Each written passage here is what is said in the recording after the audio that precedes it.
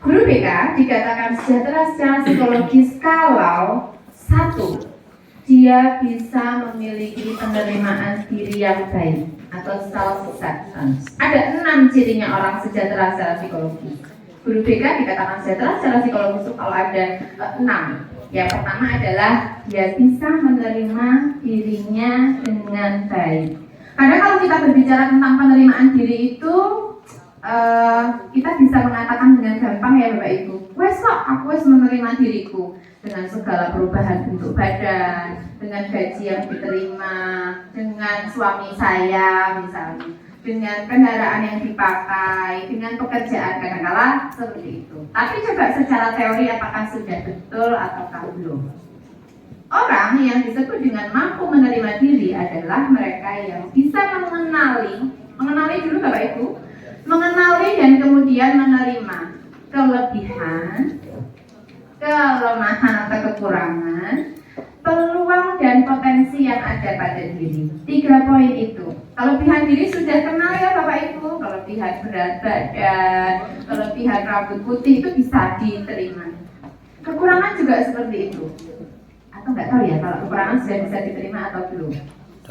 Oh bisa, bagus. Sudah, saya punya potensi. Sudah dikenali Bapak Ibu? Kok langsung suaranya agak mengecil ya? Tadi pas kelebihan dia bisa, itu kekurangan bisa. Potensi? Potensi itu adalah hal sekecil apapun ya. Ketika itu kita kelola atau kita kembangkan, maka kita bisa menjadi diri yang lebih bermakna. Contohnya saya Bapak Ibu, saya aja ya, saya kasih contoh. Kalau bicara tentang well-being, saya akan menceritakan diri saya. Narsis sedikit ya Bapak Ibu, meskipun ya keadaannya beginilah. Jadi saya itu suka masak, ya gak enak mungkin kalau dijual, tapi suka aja. Setiap pagi saya masak. Itu potensi saya yang saya miliki selain ngajar dan seterusnya. Saya bisa masak. Kadang-kala masakan saya itu saya gunakan untuk menghemat. Menghemat dalam arti apa? Kalau di rumah itu ada acara, pilih masak sendirilah. Misalnya anak saya ulang tahun gitu, kan orang kompleks tidak banyak. Saya masak sendiri nasi kuning, bikin apa. Kemudian saya kasih stiker. Warung Mama Nano gitu. Anak saya namanya Danu, jadi biasanya saya dipanggilnya Mama Nano. Warung Mama Nano atau dapur C6, kalau rumah saya C6. Itu rasanya sudah menyenangkan sekali karena itu tadi bisa menyehatkan secara psikologis atau healing. Jadi healing itu tidak perlu mahal, malah ternyata hematnya. Itu sudah menjadi potensi yang saya miliki secara non profesional ya Bapak Ibu. Itu contohnya. Ada juga mungkin Bapak dan Ibu di sini yang suka menulis. Menulis apa? Menulis fiksi misalnya. Nulis aja. Sekarang tuh ada media namanya Wattpad. Bapak Ibu bisa daftar di situ, nulis aja. Tanpa orang-orang mengenal Bapak Ibu. Siapa yang nulis ini? Tapi ditulis aja dimasukkan ke situ. Nanti lama-lama banyak yang baca. Bapak Ibu suka bikin reels di Instagram, yang bikin aja nggak apa-apa. Itu ada peluang, ada potensi yang bisa dikenali dan bisa dimanfaatkan. Bisa dandan-dandanin orang di FUA kayak Mbak Mita. Mbak Mita mana Mbak Mita? Nah itu dia Mbak Mita. Mbak Mita ini guru BK yang pintar dandan Bapak Ibu. Tapi kayaknya uangnya banyak dari situ ya Mbak ya. Jadi menerima diri itu seperti itu nggih. Kelebihan, kekurangan, potensi yang bisa saya wujudkan itu apa? Jadi MC misalnya, atau kelebihan-kelebihan yang lain. Oke, monggo nanti silahkan feedback. Nah, yang kedua Bapak Ibu, kita bisa dikatakan mampu menerima diri kalau kita bisa menghargai masa lalu yang sudah terlewat. Sejauh mana Bapak Ibu bisa menghargai masa lalu yang sudah terlewat? Masa lalu itu kan banyak deh. Kalau seusia Mbak Mita, Mbak Kunzali, barangkali masa lalunya, aduh kok gak jadi nikah sama yang itu ya? Itu mungkin masa lalunya begitu. Mungkin seusia Bapak Ibu yang sudah agak menengah seniornya, anak saya, misalnya anak saya kok belum bisa begini, anak saya belum bisa begitu, barangkali itu juga masuk ke kategori masa lalu. Atau mungkin saya tidak bisa lulus tepat waktu, atau barangkali yang PPG kemudian belum diparingi lulus, itu kan juga masalah. Bagaimana kita bisa berdamai? Bahasanya berdamai dengan masa lalu gitu ya Bapak Ibu. Nah itu juga termasuk ke penerimaan diri.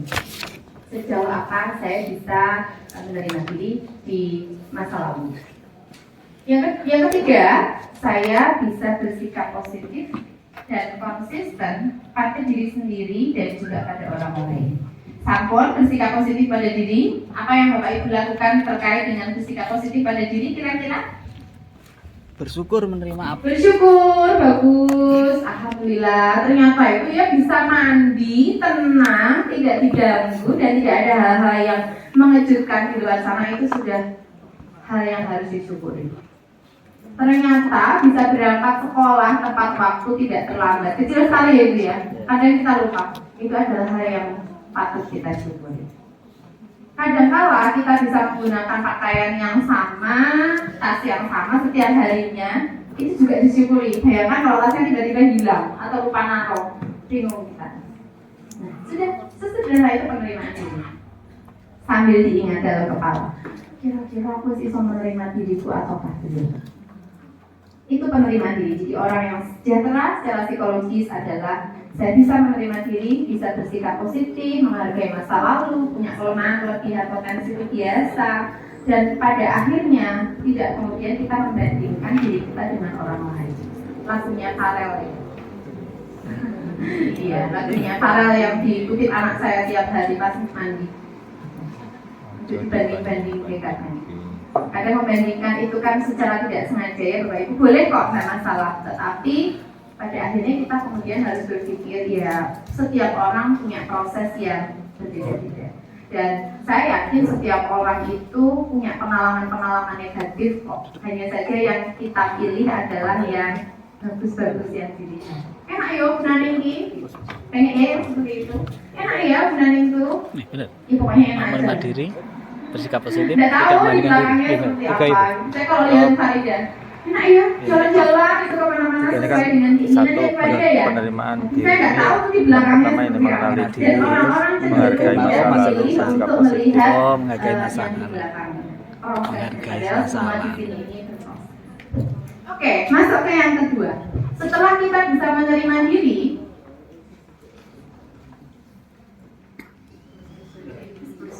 lagi berarti. Yang kedua, kalau sudah bisa menerima diri, maka kriteria kedua dari sejahtera secara psikologis adalah mampu menjalin hubungan yang hangat dan positif dengan orang lain. Orang lain itu banyak Bapak Ibu. Dimulai dari lingkup yang paling kecil dulu, keluarga. Betul, Guru. Saya nggak berani ngomong banyak-banyak di sini karena keluarga guru memuji itu pasti sudah banyak sekali asam garamnya. Susah itu Pak pas merotot. Pak, ini suaminya Bu Dewi teman saya, keluarga saya di Malang juga ya Pak. Ye, sampai mana tadi? Dimulai dari lingkup yang paling kecil, keluarga. Bapak Ibu ketika kita kemana-mana, sekolah, bekerja dan sebagainya, tujuan kita adalah untuk pulang kembali ke keluarga. Sehingga hubungan yang baik dan positif harus kita mulai dari keluarga dulu. Seperti apa kita bisa mendengar suara di keluarga? Ya, kecil aja, jangan yang besar. Kalau besar agak susah ya didengarkan Bapak Ibu. Yang kecil saja, yang keluarga inti, pasangan, anak. Kalau ada orang tua di dekat rumah, orang tua. Nah, coba itu dimulai dari situ dulu. Sejauh apa kita bisa membangun hubungan yang intim, yang hangat, yang saling percaya dengan keluarga. Saya bisa ngomong seperti ini karena anak saya masih kecil ya. Kalau kecil itu kan masih gampang curhat ke orang tuanya. Setiap kali Danu pulang dari sekolah itu saya selalu tanya, Danu tadi main apa di sekolah? Kan masih mau cerita. Saya belum mengalami Bapak Ibu nanti kalau sudah SD itu seperti apa. Kalau SMP tantangannya bagaimana, SMA bagaimana, kuliah bagaimana. Tapi yang saya ingat dari orang tua saya ketika saya mendidik anak-anak dulu, sampai saya sebesar atau setua nih, sampai saya seperti ini, itu ibu saya tuh cuma tanya aja, iya tadi ngajarnya, sederhana ya, hanya bertanya seperti itu, iya tadi ngajarnya, ketemu sama siapa di sana. Kita kayak begitu saja, saya tuh sudah nyerocos. Sampai ketika saya LDR dengan ibu, saya kan kuliah di Malang, ibu di Trenggalek, bukan di Trenggalek. Itu hal kecil tuh saya telepon ke ibu, bukan untuk ngadu, cerita. Bu, nah ketika aku lewat di pasar itu lihat, nah itu tadi ketika lewat di pasar itu aku lihat simbah-simbah jualannya di pinggir jalan. Loh kok tidak sengaja kakinya simbah itu kepidek sama temanku yang jalan. Itu hal yang sederhana sekali ya Pak Ibu. Tapi saya ceritakan ke ibu saya sampai sekarang dengan ibu saya seperti itu. Nah itu salah satu ciri yang intim dan saling percaya dengan keluarga. Baru setelah keluarga kita bisa merambah ke yang lebih luas. Siapa Bapak Ibu kira-kira? Suami dengan pasangan ya Bapak Ibu, nanti kondur. Ada yang bawa pasangan apa tidak? Oh ada. Nanti sampai, saya juga bawa loh pasangan ke sini. Nanti dilihat itu sudah terbuka apa, sekomunikatif apa dengan pasangan masing-masing. Tentu dengan model yang berbeda-beda ya. Karena kadang ada pasangan tuh yang apa-apa diomongin, ada pasangan yang tanpa ngomong pun sudah connect. Nah, sudah connect. Ya dengan modelnya masing-masing. Pada intinya kita tahu seperti apa yang harus menjalin hubungan dengan pasangan. Termasuk setelah itu nanti dengan rekan kerja ini kan rekan kedua ya Bapak Ibu. Gimana itu rekan kerja bisa kita kelola komunikasi dengan baik? Kalau ada yang tidak suka ya bagaimana kita bisa menyampaikan ketidaksukaan, ketidakcocokan? Karena kan kalau saya bekerja di kampus dalam kondisi normal kan sampai usia 65, kalau guru besar sampai 70 tahun. Sekarang usia saya 33, berarti kan separuh hidup saya nanti masih di kampus. Nah, kalau tidak punya hubungan yang baik dengan teman atau rekan sejalan, yuk itu yang harus dikelola. Termasuk setelah itu nanti merambah ke yang lebih non formal, tetangga. Jadi kalau ada arisan ibu-ibu itu sukanya arisan gitu. Ya kalau saya gawis gitu, kalau saya biasanya gimana ya caranya ya supaya bisa nongol gitu, meskipun jujur saya tidak bisa nongol setiap bulan Bapak Ibu karena kadangkala kerjaan di kampus itu kejam. Ini Zoom jam 7:30. Mungkin bro kalau sudah PPG itu 7:30 Zoom sampai jam berapa. Jadi ya bagaimana caranya. Kemudian cirinya terkait dengan PRWO atau Positive Relation with Other itu hubungan yang hangat, saling percaya. Yang kedua adalah bisa menaruh empati, punya rasa cinta kasih, peduli pada sesama. Nah, saya yakin Bapak dan Ibu juga sudah punya itu, tinggal seberapakah tingkatannya. Sejahtera yang kedua, sudah bisa menerima diri, kemudian bisa menjalin hubungan yang hangat, yang positif dengan orang lain. Yang ketiga ini agak luas ya Bapak Ibu. Ries mengatakan bahwa orang yang sejahtera secara psikologis adalah mereka yang punya otonomi. Otonomi daerah, jadi daerah bisa mengatur dirinya sendiri. Nah kalau otonominya well-being itu berarti kita bisa mengatur diri kita sendiri. Seperti apa itu? Yang pertama adalah kita sebagai individu itu yakin bahwa kita semua punya pilihan. Bapak Ibu kan guru BK di SMK. Kebetulan MGBK SMK Provinsi Jateng itu mengadakan acara namanya konseling camp. Keberapa ini Bu Siska? Banyak ya? Oke, 5 J. Ke-5 kali. Pembicaranya ada Pak Aan dan ada Bu Naning. Satu dari Semarang, satunya dari Solo. Bapak Ibu kan punya pilihan ya di situ. Pilihannya apa? Sederhana sekali. Mau ikut atau tidak. Pilihan berikutnya. Oke, aku mau ikut. Pilihan berikutnya, mau bayar sendiri atau mau mengajukan ke sekolah. Pilihan berikutnya, mau bayar sendiri misalnya. Berarti aku nabung, atau aku mau jujukan dan sebagainya. Pilihan. Jadi setiap individu itu sebetulnya dihadapkan pada pilihan-pilihan. Seperti katanya Pak Blazer, setiap individu itu punya pilihan. Hanya dia sadar ataukah tidak bahwa mereka punya pilihan. Nah, ketika sudah punya pilihan, maka saya mampu memilih berdasarkan kebutuhan saya sendiri. Itu namanya otonomi Bapak Ibu. Setelah menikah, punya pilihan, mau jadi satu dengan orang tua atau mau mandiri, tinggal sendiri. Jadi satu sama orang tua, oke. masaknya mau sendiri atau mau jadi satu meskipun satu rumah. Orang tua, ada yang orang tua, ada yang sendiri, lucu kok misalnya. Ya macam-macam, ya. Nanti juga begitu. Anak-anakku ini mau tak sekolahkan ke SMA, mondok atau ke SMK. Ada yang mondok, ada yang SMK bisa gitu. Ya, itu pilihan. Nah, pilihan itu kemudian kita pilih berdasarkan pada kemampuan, kondisi, keputusan-keputusan yang saya perhitungkan berdasarkan saya sendiri, bukan berdasarkan orang lain. Tidak ikut-ikutan, tidak gampang ikut-ikutan Bapak Ibu. Paham ya, di otonomi. Independen tidak bergantung pada pengaruh orang lain. Jadi kalau orang lain, kalau saya tuh mengibaratkan orang otonom itu sama seperti air di atas daun talas, itu kan ikut-ikutan gitu ya. Nah, otonom tidak begitu.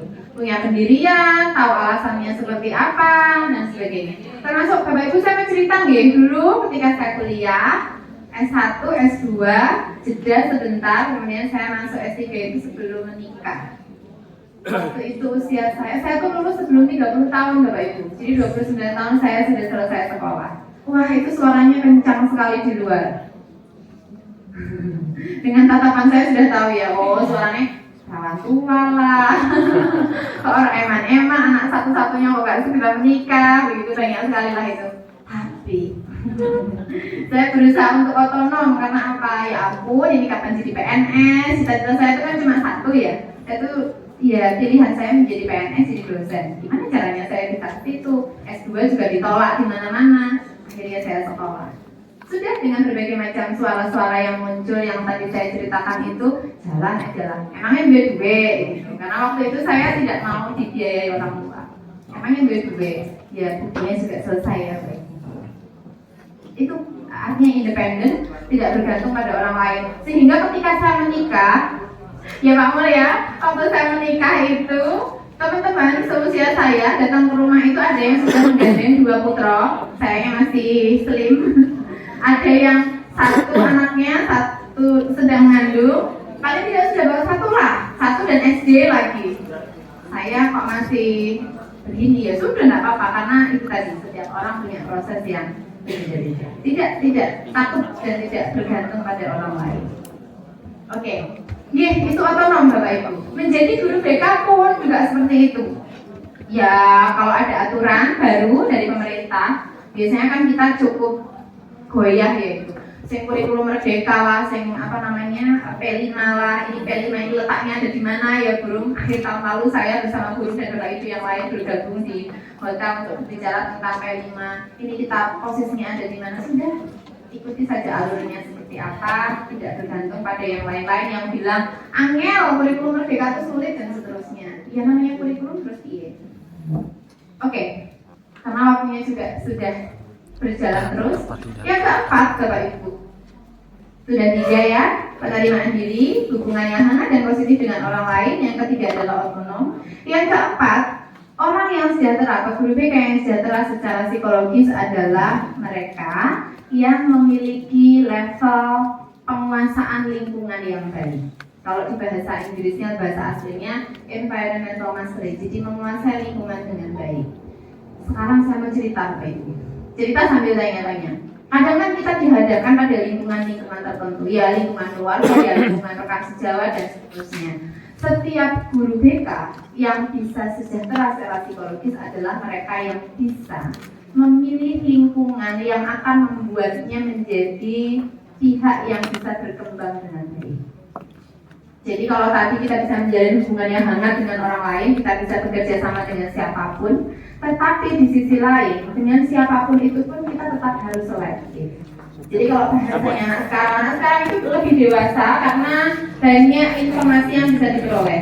Kalau kita dulu kan seneng ya, misalnya punya Facebook, temennya sampai ribuan gitu kan, seneng ya Bapak Ibu. Tapi ternyata itu juga tidak selamanya sehat dan tidak selamanya membuat kita berkembang. Kadang-kala kita hanya butuh skop yang kecil, 10-15 orang gitu, berteman dengan itu, bersaudara dengan itu, kenal dengan orang lain, tapi tidak selalu dekat. Karena yang 10-15 inilah yang membuat saya merasa saya sehat, saya baik, saya bisa berkembang, saya bisa diterima. Nah itu yang namanya bisa menguasai lingkungan. Jadi tidak harus memaksakan diri untuk bergabung dengan semua circle yang ada. Seperti kita bertetangga itu kan ada yang cocok, ada yang tidak. Di sekolah juga seperti itu ya Bapak Ibu, ada yang cocok, ada yang tidak. Ya itu adalah hal yang wajar dan sehat. Ada geng-geng itu ya memang seperti itulah. Kita sehat secara psikologi. Ya itu namanya kita bisa menempatkan diri, tetapi tetap bisa berteman. Cuma tidak semuanya bisa. Dengan siapakah kita bisa mengembangkan diri? Nah kemudian yang kedua adalah orang yang bisa menguasai lingkungan. Mereka mampu memanfaatkan kreativitas yang ada untuk memanfaatkan perubahan-perubahan lingkungan. Ini biasanya saya contohkan di COVID kemarin. Ketika COVID 2 tahun ya, pembelajaran kita itu jalan mandek begitu. Ada yang full daring itu mungkin 1 tahun ya kalau tidak salah 2020 sampai 2021. Mau tidak mau kan ini semuanya mengeluh. Saya pun juga mengeluh Bapak Ibu. Ini gimana dan seterusnya. Apalagi mahasiswa itu keluhannya banyak sekali. Mahasiswa itu kan pinter. Mereka kan sudah banyak sekali permintaannya. Saya nggak mau Bu kalau cuma diajar lewat PPT. Harusnya Bu Naneng itu punya channel YouTube. Harusnya Bu Naneng itu punya ini. Harusnya Bu Naneng itu menjelaskan sama seperti ketika kami ada di kelas. Harusnya ruang kelas itu di-shoot. Jadi kami duduk di rumah, Bu Naneng yang menjelaskan. Banyak yang seperti itu. Itu kan sebetulnya tantangan ya Bapak Ibu. Barangkali di sekolah juga demikian. Aku nggak bisa konseling kalau lewat HP begini, nggak bisa. Kalau nggak ketemu sama orangnya langsung, ya nggak bisa konseling itu. Tapi ternyata kan ada di antara kita. Maka sempat ada pepatah yang mengatakan, sebetulnya pandemi ini adalah menunjukkan siapa kita. Mau menjadi seperti apa kita, itu bisa kita lihat dari pandemi. Ada yang keluar punya buku. Ada yang keluar dari pandemi maksudnya, keluar dari pandemi punya buku. Ada yang punya channel YouTube dan laris. Ada yang jadi konten kreator. Ada yang kemudian berubah cita-cita. Yang semula mau jadi PNS, jadinya aku ya jadi YouTuber gitu misalnya dan sebagainya. Karena apa? Karena kreativitas dituntut di situ dan kemudian bisa berkembang. Ditaklukkan oleh kreativitas masing-masing. Di 2020 yang lalu itu saya 2020 dan 2021 saya Bu Citra, Pak Agus dari UNS itu kami mengembangkan panduan online crisis counseling, keterampilan pengelolaan keterampilan konseling krisis jarak jauh yang bisa dilakukan oleh guru BK di SMK pada saat itu. Validator saya Bu Muji. Sudah ada bukunya. Jadi ternyata itu kita bisa melakukan hal-hal semacam itu.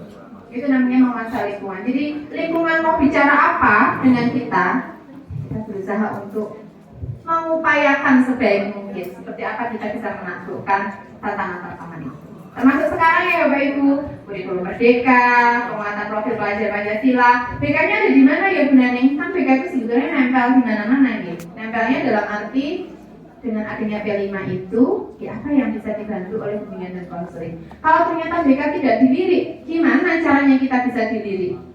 Ya kita harus menunjukkan bahwa BK itu ada di setiap lini pelajaran yang ada di sekolah. Itu yang perlu kita tunjukkan. Itu untuk yang keempat. Kelima Bapak Ibu. Yang kelima, orang yang sehat secara psikologis adalah mereka yang mampu memetakan tujuan hidup jangka pendek maupun jangka panjang. Saya mau haji di usia 40 tahun misalnya. Ada yang punya keinginan seperti itu tuh dari SMA. Jadi dia sudah mempersiapkan diri sedemikian rupa. Atau mungkin yang di sini ya, aku mau sekolah lagi S2. Kalau belum S2, saya mau sekolah lagi S2, S2-nya di mana? Karena pilihan S2 BK kan banyak sekali, kecuali UNS ya, UNS belum punya. Ada UNES, ada UNI, ada UPI, ada UM, gitu. Mohon doanya ya Bapak Ibu biar UNS juga segera punya. Itu sudah ditetapkan sedemikian rupa. Caranya bagaimana untuk bisa sekolah, apa yang kira-kira akan saya peroleh dan sebagainya. Yang belum menikah barangkali saya sudah punya tujuan hidup seperti ini. Bahkan mungkin belum nikah tuh sudah punya pikiran, aku nanti akan punya anak 2 saja di rumah. Terkait nanti tercapai atau tidak urusan belakangan ya Bapak Ibu. Yang penting bisa memetakan tujuan. Dan kalau sudah bisa memetakan tujuan, maka ada upaya-upaya yang akan dilakukan. Terakhir, orang yang sejahtera secara psikologis adalah mereka yang bisa atau yang punya kebutuhan untuk mengembangkan diri secara terus-menerus. Secara terus-menerus artinya tidak ada habisnya Bapak Ibu, sebagai guru BK maupun sebagai pribadi. Jadi kalau saya, Nani, saat ini saya adalah dosen. Dosen itu kan sudah apa ya Bapak Ibu, enak ya dilihat, gajinya wis ada, terus ya sudah itu pekerjaan yang sudah nyaman lah kalau dilihat. Tapi ternyata kalau dikatakan sejahtera secara psikologis itu tidak kemudian berhenti dengan menjadi dosen saja. Dosen yang bagaimana dulu? Apa yang bisa saya lakukan dengan posisi saya saat ini? Privilege-nya kan banyak sekali itu. Oh, bisa melakukan penelitian, bisa mengabdi ke masyarakat. Makanya kalau Bapak Ibu dimanapun sekolahnya, dimanapun tempat mengabdinya, kalau ada yang dibutuhkan dari saya, monggo calling. Gitu burung, monggo calling, tidak apa-apa. Bunda Ning, saya mau ada materi tentang ini, Bunda Ning bisa apa enggak? Di calling saja, tidak masalah, saya mau. Kalau ternyata tidak bisa luring, bisa daring. Bunda Ning, kami nggak punya uang, ini nggak apa-apa. Kan tidak harus pakai uang, gitu. Nanti silakan saja. Jadi itulah yang membuat saya itu senang bisa bertemu dengan Bapak dan Ibu, karena saya yakin ilmu yang ada di kampus itu berkembang seiring waktu, yang harus kami bagi kepada Bapak dan Ibu yang ada di sekolah-sekolah. Jadi silakan saja. Apalagi kalau Wonogiri, Bu Fauza mana? Bu Fauza mana Bu Fauza? Di Wonogiri, di Klaten kan dekat ya. Kami malah senang, malah bisa jalan-jalan. Boyolali, Pak Mun, Pak Haryadi. Sering kami jalan-jalan ke sana. Biasanya malah satu tim tuh senang-senang Bapak Ibu, karena kami di BK kebetulan dosen muda. Jadi senang kalau sharing bergabung dengan kalian. Oke, itu Bapak Ibu 6 ciri guru BK dikatakan wealthy. Saya cek ombak dulu. Ada yang masih ingat nomor 1 apa? Betul, bisa menerima diri. Yang kedua, dan hubungan yang hangat, positif dengan orang lain. Yang ketiga, otonom. Oke, bagus. Yang keempat, Menguasai lingkungan. lingkungan yang baik. Yang kelima, Menetapkan tujuan. punya pemetaan tujuan yang baik dalam hidup. Dan yang keenam adalah oke, bagus. Tepuk tangan untuk kita semua.